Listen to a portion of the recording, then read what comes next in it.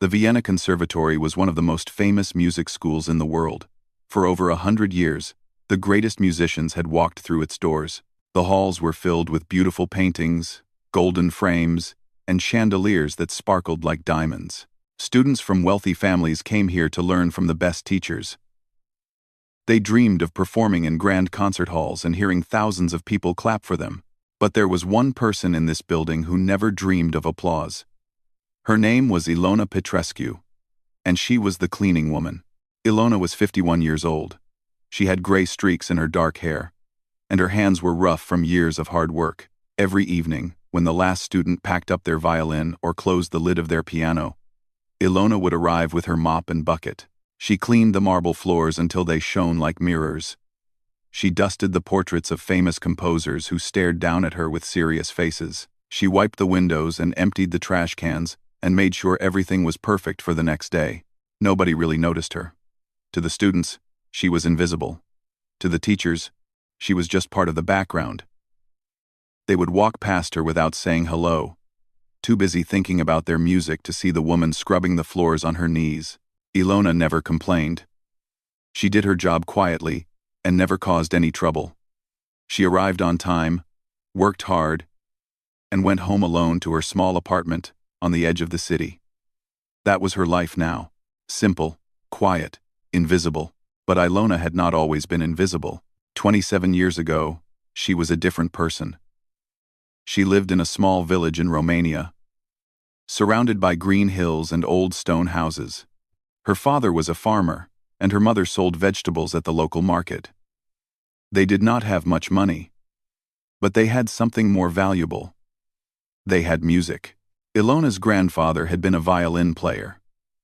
Not a famous one, but a good one.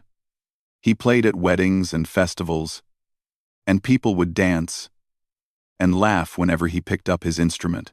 When Ilona was just 5 years old, he placed a small violin in her hands and showed her how to hold the bow. From that moment, music became her entire world.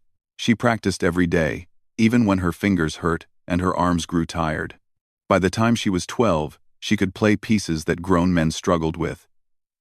The village priest heard her one Sunday and told her parents that she had a gift from God. A teacher from the nearest city came to hear her play, and his eyes filled with tears. Everyone said the same thing. This girl was special. This girl would do great things. Ilona believed them. She dreamed of standing on a big stage, wearing a beautiful dress, playing her violin, while hundreds of people listened in silence. She dreamed of traveling to Vienna, to Paris, to New York. She dreamed of a life filled with music and beauty and wonder. But dreams do not always come true. When Ilona was 24 years old, everything changed. A terrible conflict came to her region. Soldiers marched through the villages. Families fled their homes in the middle of the night, carrying only what they could hold in their arms. Ilona's family was one of them. They left behind their house, their animals, their memories. And Ilona left behind her violin. She remembered that night for the rest of her life. Her mother was crying. Her father was shouting for everyone to hurry. There was no time to go back for the instrument that meant everything to her. She could only watch through the back of the truck as her village disappeared into the darkness. The violin had belonged to her grandfather. It was old and scratched and not worth much money. But to Ilona, it was priceless. It was her voice. It was her soul. And now, it was gone. The family eventually made their way to Austria. They settled in a small town first, then moved to Vienna, looking for work. Ilona's parents found jobs in a factory. Ilona found work wherever she could. She cleaned houses. She washed dishes in restaurants. She worked in a laundry, folding sheets until her back ached. She never touched a musical instrument again. It hurt too much. Every time she heard a violin, she would feel a sharp pain in her chest, like someone was squeezing her heart. So, she stayed away from music. She told herself that part of her life was over. She told herself to forget. But you cannot forget something that lives inside you. When Ilona got the job at the Vienna Conservatory, she thought she could handle it. It was just a building, after all. Just walls and floors and furniture. She would clean it like she cleaned everything else, and she would not let the music affect her. She was wrong. The first night she worked there, she heard a young student practicing the piano in one of the rooms. The melody floated through the empty hallway, and Ilona had to stop walking. Her mop fell from her hands. Tears rolled down her cheeks before she even knew she was crying. The music was so beautiful, and it reminded her of everything she had lost. For weeks, she struggled. Every night brought new sounds, new melodies, new memories. She heard violins and cellos and flutes. She heard students laughing and teachers giving instructions. She heard the kind of life she had once dreamed of living. But slowly, something strange began to happen. Instead of running away from the music, Ilona started moving toward it. She would finish her cleaning early just so she could stand outside the practice rooms and listen. She learned the schedules of the students and knew which ones played her favorite pieces. She memorized the sounds of different instruments and could tell when someone made a mistake. And then, one night, she did something she never expected. The building was empty. It was past midnight, and everyone had gone home. Ilona was alone in the main auditorium, the biggest and most beautiful room in the whole conservatory. In the center of the stage stood a grand piano, shining under the dim lights. Ilona had never played the piano before. She was a violinist, or at least she used to be. But something pulled her toward that instrument. Maybe it was loneliness. Maybe it was grief. Maybe it was the music inside her, begging to be let out after all these years. She sat down on the bench. Her rough, cleaning-worn hands hovered over the white keys. She pressed one note, then another. The sound echoed through the empty hall, pure and clear, and then she began to play. She did not know any piano pieces. She did not read sheet music anymore. But she remembered melodies from her childhood, songs her grandfather used to play on his violin. She found those notes on the piano, one by one, slowly at first, then faster. Her fingers seemed to remember what her mind had tried to forget. She played for an hour that first night. When she finally stopped, her face was wet with tears, but she was smiling. For the first time in 27 years, she felt like herself again. After that night, Ilona returned to the piano whenever she could. She taught herself to play by listening to the students during the day and practicing alone at night. She made mistakes, lots of them, but she kept going. And as the months turned into years, something incredible happened. She got good, really good, but nobody knew. Ilona was still the invisible cleaning woman.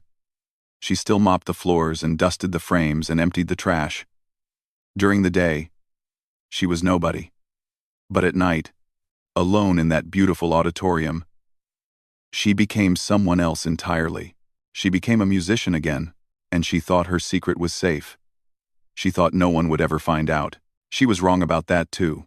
Maestro Friedrich Lehmann was 73 years old, and he was tired. Not the kind of tired that sleep could fix. It was a deeper exhaustion, one that had settled into his bones over many years. He had spent 5 decades conducting orchestras all over the world. He had worked with the finest musicians, performed in the grandest halls, and received awards that most people could only dream of. His name was known in every corner of the music world. But lately, something was missing. Friedrich could not explain it, not even to himself. The music still sounded beautiful. The audiences still clapped. The critics still wrote kind words. But when he stood on the stage with his baton in his hand, he felt empty. The fire that once burned inside him had become a small, flickering flame. He went through the motions, but his heart was not in it anymore. He wondered if this was what happened to all artists when they grew old. Maybe the passion simply faded away, like colors in a photograph left too long in the sun. That winter, Friedrich was spending a few months at the Vienna Conservatory. He had been invited to work with the advanced students, to share his experience and help them prepare for their careers. It was an honor, they said, a chance to give back to the next generation. Friedrich accepted because he had nothing better to do. The rehearsals were long and demanding. The students were talented, yes, but they were also young and nervous. They made mistakes. They played too fast or too slow. They forgot to breathe, forgot to feel. Friedrich corrected them patiently, but inside, he felt nothing. He was just going through the motions, waiting for the days to pass. One evening, after a particularly exhausting rehearsal, Friedrich realized he had left his reading glasses in the main auditorium. He was already home, sitting in his apartment with a cup of tea, when he noticed they were missing. He needed those glasses to read his scores, and tomorrow's session started early. He sighed and put on his coat. The conservatory was only a 15-minute walk from his apartment. He would go back, find his glasses, and return home. It would take no more than half an hour. He had no idea that this small errand would change his life. The streets were quiet. It was almost midnight, and most people were already in bed. The conservatory building stood dark against the winter sky, its windows black and silent. Friedrich used his key to unlock the side door and stepped inside. The hallway was dim, lit only by a few small lamps that stayed on through the night. His footsteps echoed on the marble floor as he walked toward the auditorium. The building felt different at this hour. During the day, it was full of noise and energy. But now, in the darkness, it felt almost sacred, like a church. Friedrich was halfway down the corridor when he heard it. At first, he thought he was imagining things. A faint sound, barely audible, drifting through the empty halls. He stopped walking and listened. Yes, there it was again. Music. Someone was playing the piano. He frowned. Who would be here at this hour? The students were not allowed to practice after 10 o'clock. The teachers had all gone home. Maybe a security guard had turned on a radio? But no. This was not a recording. The music was too alive, too raw. There were small hesitations, tiny imperfections that only came from a real person playing in real time. Someone was actually sitting at a piano, right now, in this building. Friedrich felt a spark of curiosity, something he had not felt in a long time. He forgot about his glasses and followed the sound instead. The music grew louder as he approached the main auditorium. He recognized the path the melody was taking, but he did not recognize the piece itself. It was not Mozart, or Beethoven, or Chopin. It was something else entirely, something he had never heard before, and it was beautiful. Friedrich reached the auditorium doors and peered through the small glass window. The stage lights were off, but a single lamp near the piano cast a soft glow over the instrument. And there, sitting at the bench, was a woman. She had her back to him, so he could not see her face. She wore simple clothes, dark and plain. Her shoulders were slightly hunched, and her gray-streaked hair was pulled back in a loose bun. She looked like nobody special. She looked like someone you would pass on the street without a second glance. But her hands told a different story. Friedrich watched as her fingers moved across the keys. They were not the smooth, pampered hands of a trained pianist. They were rough and worn. The hands of someone who had done hard physical work for many years, but they moved with a grace and confidence that took his breath away. The melody she played was unlike anything Friedrich had ever heard. It started soft and sad, like a lullaby for a lost child. Then it grew stronger, more urgent, full of longing and hope and pain all mixed together. It told a story without words, a story of someone who had lost everything but refused to give up. Friedrich stood frozen at the door. He forgot to breathe. He forgot where he was. All he could do was listen. The music washed over him like a wave, reaching places inside him that he had locked away long ago. He thought of his own youth, when he had first fallen in love with music. He thought of his mother, who had saved money for years to buy him his first violin. He thought of all the beautiful moments in his life, and all the sad ones too. Tears began to roll down his cheeks. He did not wipe them away. The woman played for nearly 15 minutes. When she finally stopped, her last note hung in the air, like a question waiting to be answered. Then silence filled the room. Friedrich saw her shoulders shake. She was crying.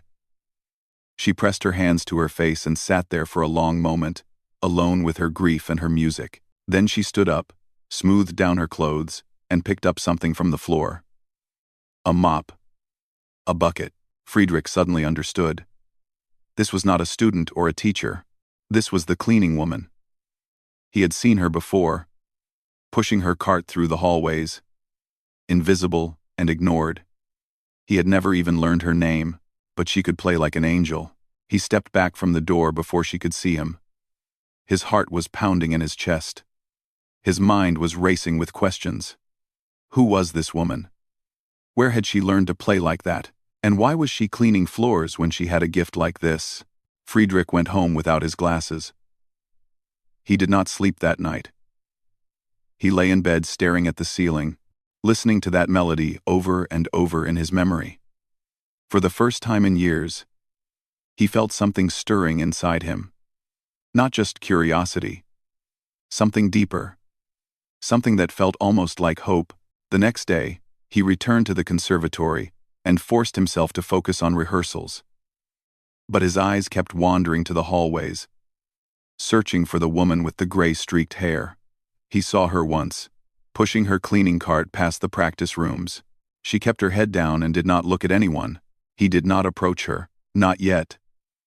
He was afraid that if he said something, the spell would break. So instead, he made a plan. That night, he returned to the conservatory again. And the night after that. And the night after that. Each time, he stood in the shadows outside the auditorium and listened as the cleaning woman played her secret music. He learned her patterns. She always waited until after midnight, when she was sure everyone had left. She always played the same piano, the grand Steinway, on the main stage, and she always cried when she was finished. But the music itself was never the same. Sometimes it was fast and angry. Sometimes it was slow and peaceful. Sometimes it sounded like rain falling on a window. And sometimes it sounded like sunlight breaking through clouds. Every night, she played something different, something that came straight from her heart. Friedrich realized something that amazed him. She was not playing pieces she had memorized. She was composing. Every night, alone in that empty hall, this invisible woman was creating music that no one had ever heard before, and it was extraordinary. After 2 weeks of secret listening, Friedrich knew he could not stay silent any longer. He had to speak to her. He had to know her story. He had to understand how someone with such incredible talent had ended up mopping floors in the same building where the world's best musicians came to learn. But he also knew he had to be careful. If he frightened her, she might stop playing forever. And that would be a tragedy greater than any he could imagine. So he waited for the right moment. He planned what he would say. And he hoped, with all his heart, that she would trust him enough to share her secret. Because Friedrich Lehmann had heard thousands of musicians in his life. He had worked with legends. He had conducted masterpieces. But he had never, in all his 73 years, heard anything quite like the music of the cleaning woman who played alone in the dark. It was a cold Thursday night when Friedrich finally decided to speak to her. He had spent 2 weeks listening from the shadows, and he could not wait any longer. The curiosity was eating him alive. Every day, he went through his rehearsals like a sleepwalker, his mind constantly drifting back to the cleaning woman and her midnight music. He needed answers. He needed to understand. That night, he arrived at the conservatory earlier than usual. He hid himself in a small alcove near the auditorium entrance, a place where he could watch the doors without being seen. Then he waited.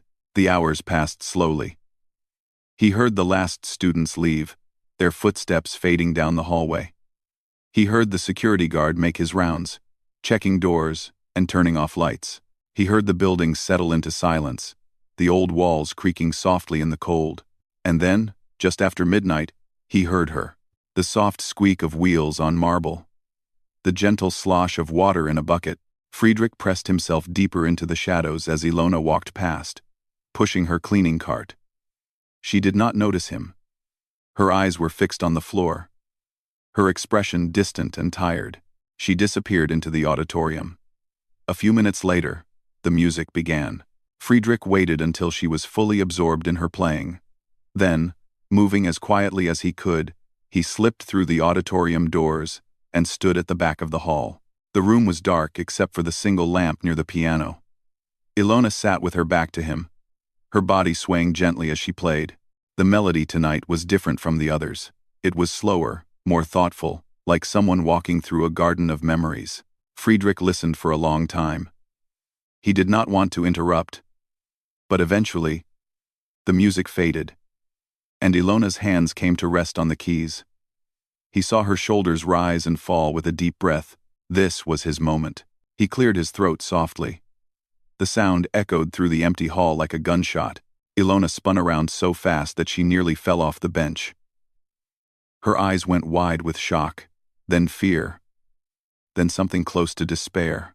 She looked at Friedrich like a deer caught in headlights, frozen and terrified. For a moment, neither of them spoke.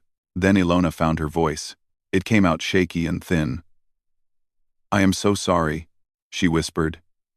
"Please. I did not mean any harm. I will leave now. I will never touch the piano again. Please. Do not report me. Please. I need this job." She was trembling.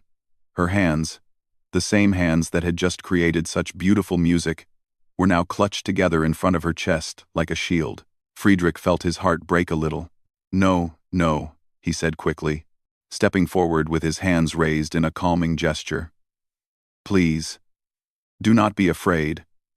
I am not here to report you. I am not angry." Ilona stared at him, confusion mixing with the fear in her eyes. "Then why are you here?" Friedrich walked slowly down the aisle between the seats, giving her time to see that he meant no harm. When he reached the front of the hall, he stopped and looked up at her on the stage. "I am here because I have been listening to you," he said. "For 2 weeks now. Every night. I come and stand outside those doors, and I listen to you play." The color drained from Ilona's face. 2 weeks? Yes. Friedrich nodded. "And every night, I hear something that takes my breath away. Something I have not heard in a very long time."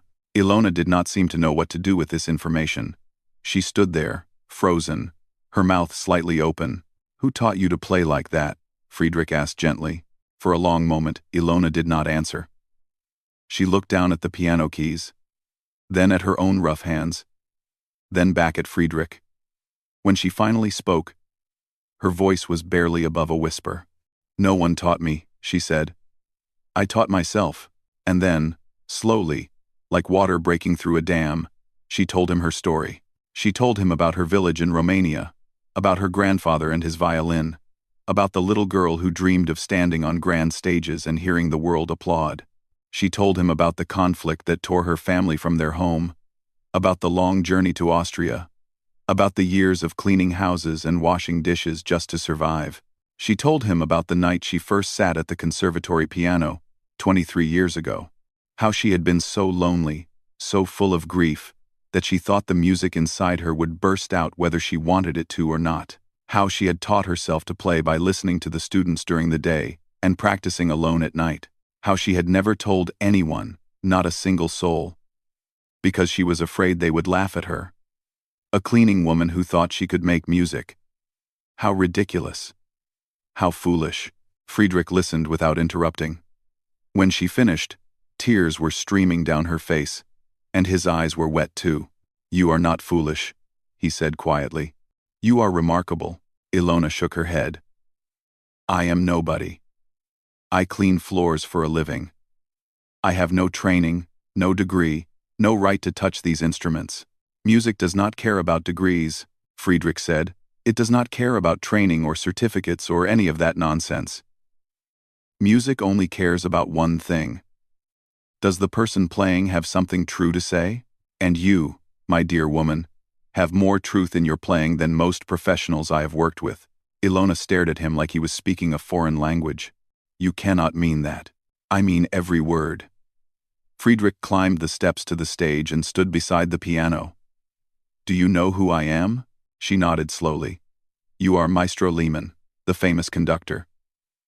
Everyone knows you. I have spent 50 years in this business," Friedrich said. "I have conducted the greatest orchestras in the world.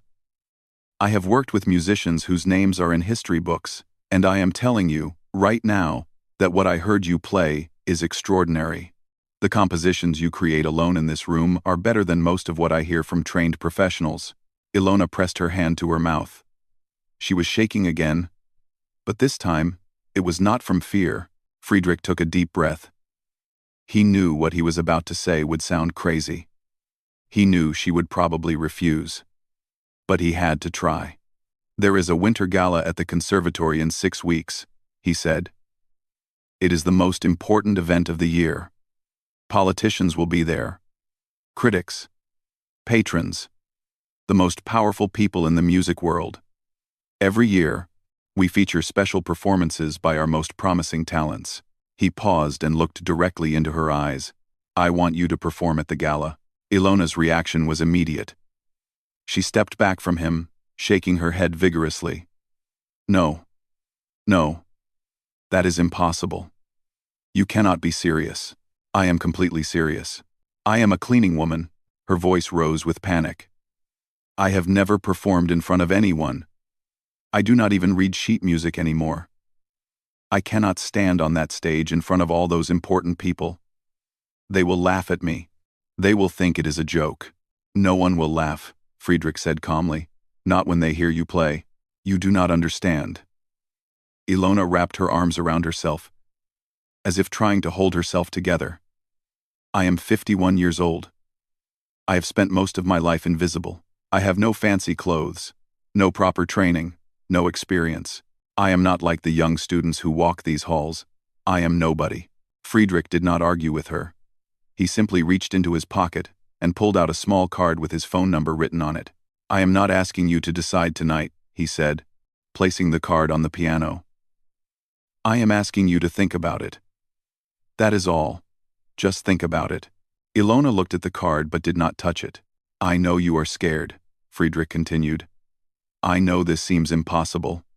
But I have been searching for something for a long time. Something real, something true. And I found it here, in this room, in your music. Please do not let fear take that away from the world." He turned and walked toward the auditorium doors. When he reached them, he paused and looked back at her. "I will be here tomorrow night," he said. "And the night after that. Whenever you are ready to talk, I will listen." Then he left her alone with the piano and the silence and the impossible choice that lay before her. Ilona stood on that stage for a very long time. She looked at the card on the piano. She looked at the empty seats stretching out before her. She tried to imagine them filled with people, all watching her, all waiting for her to play. The thought made her feel sick. But somewhere, deep inside her, buried under years of fear and doubt and invisibility, a small voice whispered something different. "What if he is right? What if you really do have something worth sharing?" Ilona picked up the card and held it in her rough, worn hands. She did not know what to do. She did not know if she was brave enough to say yes. But for the first time in 27 years, she let herself wonder what it might feel like to be seen. The days that followed were the hardest of Ilona's life. She could not stop thinking about what Maestro Lehman had said. His words echoed in her mind while she mopped the floors. They followed her home on the bus. They kept her awake at night, staring at the ceiling of her tiny apartment. Perform at the Winter Gala, in front of politicians and critics and the most powerful people in the music world. The idea was absurd. It was terrifying. It was completely impossible. And yet, she could not throw away his card. She kept it in the pocket of her cleaning uniform, and sometimes, when no one was looking, she would take it out and stare at it. Just a small piece of paper with a phone number, but it felt like it weighed 1,000 pounds. Part of her wanted to call him. Part of her wanted to say yes, to take this wild chance, to step out of the shadows and be seen for the first time in decades. That part of her was small and quiet, but it was there, buried deep inside her chest. But the other part of her, the louder part, screamed that she was being foolish. Who did she think she was? A cleaning woman with rough hands and gray hair, dreaming of standing on a stage meant for real musicians? The whole idea was laughable. She would embarrass herself. She would embarrass Maestro Lehman. Everyone would see her for what she really was, a nobody pretending to be something more. For 2 weeks, Ilona did nothing. She went to work. She cleaned the floors. She avoided the main auditorium, afraid to even look at the piano that had caused all this trouble. She told herself that if she just ignored the situation, it would go away. The maestro would forget about her. everything would go back to normal. But rumors had already begun to spread. Ilona never found out how it started. Maybe someone had seen Maestro Lehman talking to her that night. Maybe he had mentioned something to a colleague. Whatever the reason, whispers began to travel through the conservatory like smoke. Did you hear about the cleaning woman? They say the maestro wants her to perform at the gala. Can you imagine? A janitor on our stage? Ilona heard the whispers everywhere she went. Students would stop talking when she walked past, then burst into giggles after she was gone.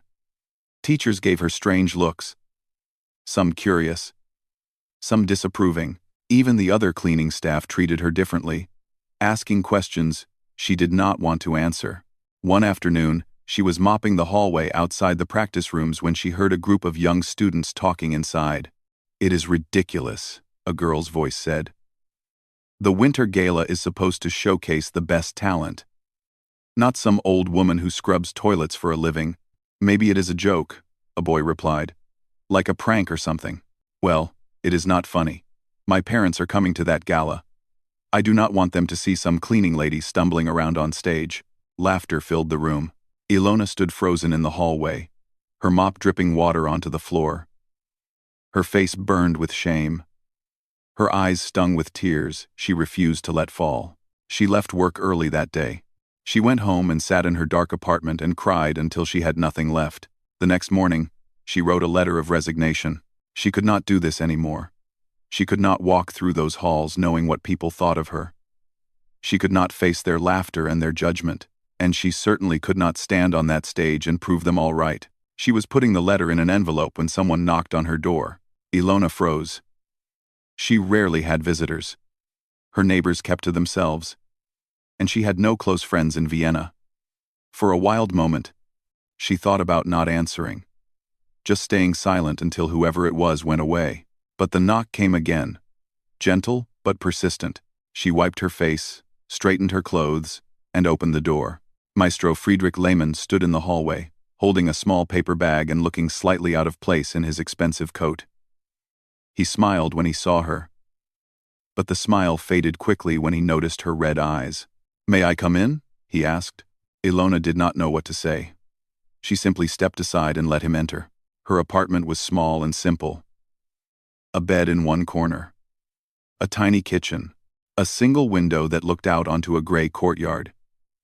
There was no art on the walls, no decorations, no signs of the life she had lived before coming to Vienna. It was the home of someone who had stopped expecting beauty. Friedrich did not seem to notice any of this. He simply sat down at her small table and placed the paper bag between them. "I brought pastries," he said, "from the bakery near the conservatory. I hope you like apple strudel." Ilona sat across from him, her resignation letter still clutched in her hand. She said nothing. Friedrich looked at the letter, then at her face.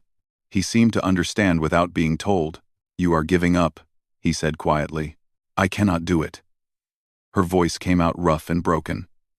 "You do not know what they are saying. The students, the teachers, everyone. They think I am a joke. They are laughing at me. I know what they are saying. Then you understand why I have to quit. I cannot go back there. I cannot face them." Friedrich was silent for a long moment. He looked out the window at the gray sky, his expression thoughtful. "When I was young," he said finally, "I was not a maestro. I was a poor boy from a small town, the son of a factory worker. When I told people I wanted to be a conductor, they laughed at me too. They said I was dreaming above my station. They said boys like me did not belong in concert halls." He turned back to face her. "I spent years feeling like a fraud. Every time I picked up a baton, I heard their voices in my head. Who do you think you are? You do not belong here. You are nothing." Ilona listened, her hands tight around the resignation letter. "But here is what I learned," Friedrich continued. "The people who laugh, the people who doubt, they are not the ones who matter. They are just noise. What matters is the music. What matters is the truth inside you that needs to come out. And you have more truth in your playing than anyone I have heard in years." "But I am not a real musician," Ilona whispered. "I have no training, no credentials. I am just a cleaning woman who taught herself to play. And that is exactly why your music is so powerful." Friedrich leaned forward, his eyes intense. "The students at the conservatory, they play perfectly. Every note is correct, every technique is polished, but most of them have nothing real to say. They have never known loss. They have never known struggle. They play with their fingers, but not with their souls." He reached across the table and gently took the resignation letter from her hands. "You play with your soul, Ilona. You play with every heartbreak and every hope and every year of silence that you carried inside you. That is something no conservatory can teach. That is something money cannot buy." Ilona felt tears streaming down her face again, but this time they were different. Not tears of shame, something else. "I am so scared," she admitted. "I have been invisible for so long. The thought of standing on that stage, with everyone watching, everyone judging. I do not know if I can do it." Friedrich nodded slowly. "Fear is normal. Fear is human. But you know what is worse than fear?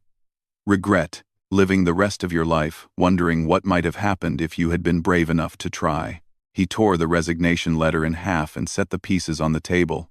"I am not asking you to be perfect," he said. "I am not asking you to impress anyone. I am only asking you to share your gift with the world. Just once. Let people hear what I heard that night. Let them feel what I felt." Ilona looked at the torn letter. She looked at this famous man who had come to her tiny apartment, who believed in her when she could not believe in herself. "What if I fail?" she asked. "Then you fail," Friedrich said simply. "And you will still be braver than everyone who never tried at all." For a long time, neither of them spoke. The gray light from the window filled the small room. Somewhere outside, a church bell rang. Finally, Ilona took a deep breath. "If I say yes," she said slowly, "I will need help. I do not know how to perform for an audience. I do not know how to prepare for something like this." Friedrich's face broke into a wide smile. "I will help you. We have 4 weeks. It is not much time, but it is enough. I will arrange private practice sessions. I will be with you every step of the way." Ilona closed her eyes. She thought of her grandfather's violin, lost so many years ago. She thought of the little girl who had dreamed of standing on a stage. She thought of all the nights she had played alone in the dark, pouring her heart into music that no one would ever hear. Maybe it was time to let someone hear. "Okay," she whispered, "I will try." And with those 3 small words, everything changed. The 4 weeks before the gala passed faster than Ilona thought possible. Every night, after she finished her cleaning shift, she would meet Friedrich in a small practice room at the back of the conservatory. He had arranged for her to use it privately, away from the eyes and ears of curious students. There, under the soft glow of a single lamp, they worked together on her music. Friedrich never tried to change what she played. He never told her to add notes or remove them, or make her melodies more complicated. Instead, he helped her trust herself. He taught her how to breathe when she felt nervous. He showed her how to sit at the piano in a way that made her feel grounded and strong. He listened to her play the same piece over and over, and each time, he found something new to praise. "That part right there," he would say, pointing to a passage she had just played. "That is where your heart breaks open. Do you feel it?" And she did feel it. For the first time in her life, Ilona understood that her music was not just sounds. It was her story. Every note carried a piece of her past, her pain, her hope. When she played, she was not just moving her fingers across keys. She was speaking without words. The night before the gala, Friedrich sat with her in the practice room for a long time. Neither of them played anything. They just talked. "Are you ready?" he asked. Ilona shook her head. "No. I do not think I will ever be ready." "Good," Friedrich smiled. "That means you understand how important this is. The day you stop being nervous is the day you stop caring." He reached into his bag and pulled out a small package wrapped in brown paper. "I have something for you," he said. "A gift." Ilona opened it carefully. Inside was a simple black dress, elegant but not fancy. It was made of soft fabric that felt gentle against her rough hands. No sparkles, no decorations, just clean lines and quiet beauty. I had it made for you, Friedrich said. I hope it fits. Ilona pressed the dress to her chest. Her eyes filled with tears, but she smiled. It is perfect, she whispered. The night of the winter gala arrived cold and clear. Snow had fallen that afternoon. Covering the city in a blanket of white, the conservatory glowed like a palace, its windows bright with golden light, its entrance decorated with evergreen branches and red ribbons. Expensive cars pulled up to the front doors, dropping off guests in fur coats and diamond jewelry. Politicians shook hands with business leaders. Critics whispered to each other, wondering what surprises the evening might hold. The air buzzed with excitement and anticipation. Inside the main auditorium, every seat was filled. Over 500 people sat in rows of red velvet chairs, their faces lit by the warm glow of chandeliers. The stage was set with flowers and candles, and in the center, under a single spotlight, stood the grand Steinway piano, the same piano Ilona had played alone in the dark for 23 years. Backstage, Ilona stood in the shadows, her heart pounding so hard she thought it might burst through her chest. She wore the black dress Friedrich had given her. Her hair was pulled back in a simple bun. She had no makeup, no jewelry, no fancy shoes. She looked like exactly what she was, an ordinary woman about to do something extraordinary. Around her, young students in expensive gowns and tailored suits prepared for their own performances. Some of them glanced at her with confusion. Others pretended not to see her at all. She heard one of them whisper to another, "Is that really the cleaning woman?" Ilona closed her eyes and tried to breathe. Then she felt a hand on her shoulder. Friedrich stood beside her, his face calm and kind. "Do not listen to them," he said quietly. "Listen to the music inside you. That is all that matters tonight. What if I forget everything?" Ilona's voice trembled. "What if I sit down and my mind goes blank?" "Then you will sit there until it comes back," Friedrich said. "There is no rush. The music will wait for you. It always does. Axenau. Axenau Thamarty. The music will wait for you had. The music will wait for you had." He squeezed her shoulder gently. "I have introduced hundreds of performers in my life," he said. "But tonight, I am more proud than I have ever been.